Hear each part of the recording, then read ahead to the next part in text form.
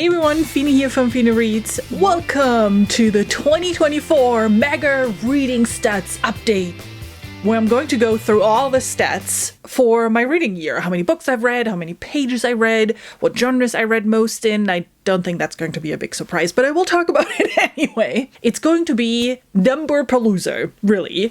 And if you're not interested in stats, then this is not the video for you. But if you want to hear how my reading year went compared to last year, then you're welcome to stick around. Please don't forget to share your stats video if you have one, or generally your stats of the year. I love seeing numbers. That's always my favorite part of wrap-ups, to see just the numbers, not to see how much someone read necessarily, but I'm just, I like this stuff. So I love to see it. And then just in case, don't forget to hit the subscribe button, because the next video that is coming up is going to be my top 10 books of 2024. I am so excited to share these with you because I had some amazing reads, some surprising reads this year, but again, different video.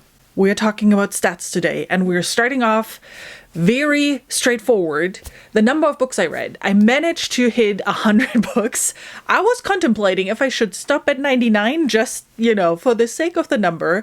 But then the last book that I read was so good that I just had to finish it on the 31st. So I ended up at 100 books. And the total number of pages that I read was 35,990.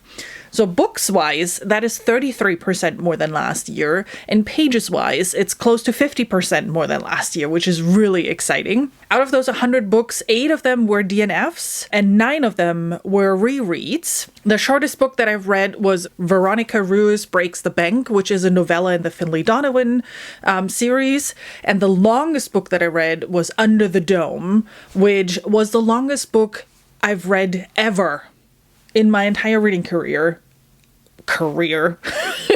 At least as far as I remember. Yes, I've read Malazan and Game of Thrones and all those, but I read them in German, and the German versions of these books are shorter because they split them in two, usually. So, you can take this as whatever you want, but as one physical book that I've read, that was the longest one. I think Under the Dome has been the longest that I've read in my entire life. Genres, as I already said, no big surprise in what the most read genre for me is. Fantasy, of course.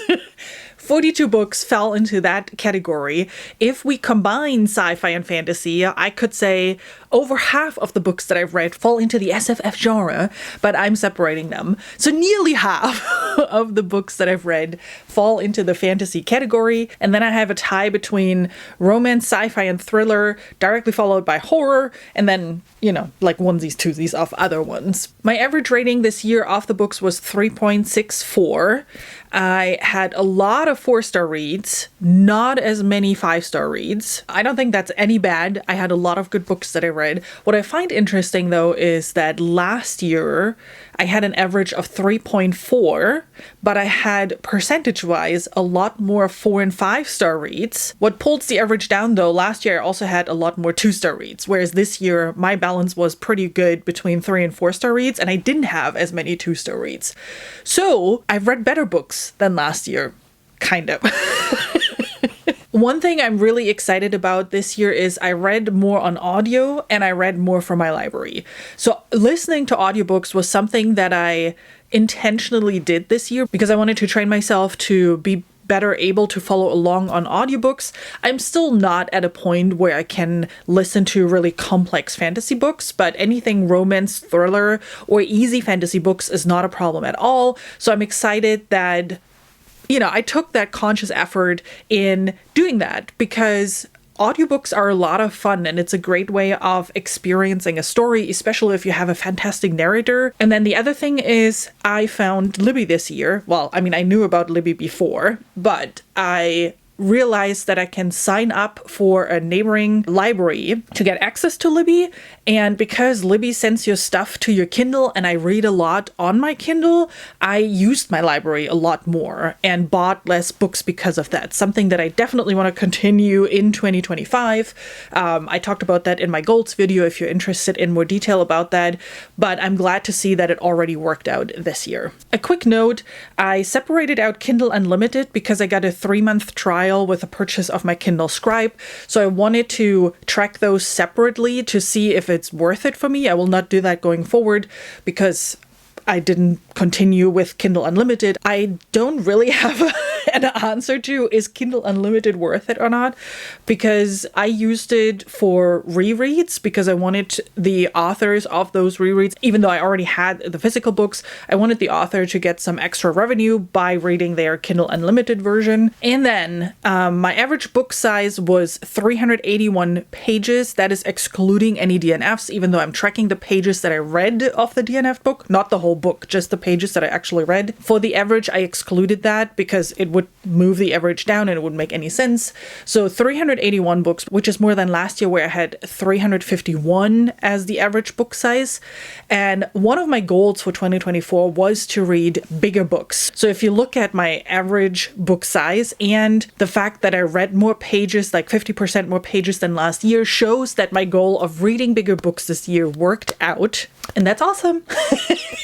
And then just 2 quick stats, just because I'm tracking them, nothing exciting here, but 2/3 of the books that I've read were published 2020 or later, and then book age category is majority adult. Let's talk about the authors that I read. Across 100 books, I read from 68 different authors. 41 were female, 26 male, 1 non-binary. 49 of those authors were new to me authors. That's good. I'm trying to diversify my reading, to read from different voices. I really like that. And my most read authors are Stephen Blackmore, which is no surprise because I read the entire Eric Carter series, which is 9 books in 2024. Directly followed by a bunch of, I read 4 of, which is Elle Cosimano, Ray Bradbury, Steven Erikson, and Zamil Akhtar. Now we are going into a category that I usually like to keep kind of a curtain in front of and don't look behind it. Because it's freaking scary. And that is talking about the amount of series that I'm in the middle of. But we're doing this because it's part of the stats that I'm tracking. And it's important to talk about those things. Close to half of the books that I've read belong to a series of some sort or another, 48 books, and the rest were all standalones.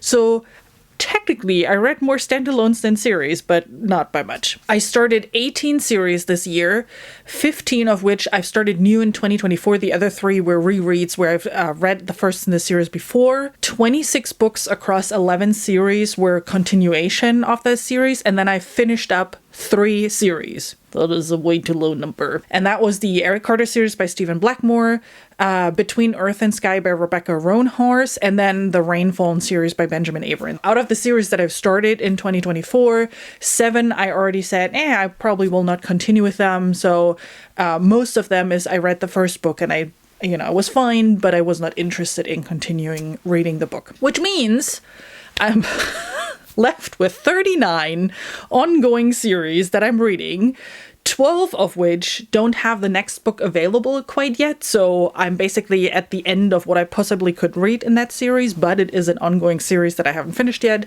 Although out of those 12, 6 are coming out with a continuation this year, so I really, really, really, really want to make an effort in reading them this year. And I talked about a little bit in my series that I want to prioritize for 2025 video, so if you want to learn more about that, you can watch that video. On that note of all these ongoing series that I'm in the middle of, I better go get reading and, close out a couple of those more, especially since the book that I just started starts a new series. But hey, that's reading life for you. Don't forget to leave your 2024 stats down below. They don't have to be as comprehensive as mine. Whatever you're tracking, if you're doing anything, I would love to see that. Anything that stood out for you this year, anything that you were excited about accomplishing this year, let me know. And with that, don't forget to hit the subscribe button so you get a notification once my top 10 books of 2024 is coming out. And then I hope you have an amazing rest of your day and that I see you soon with my next video. Thanks so much for watching.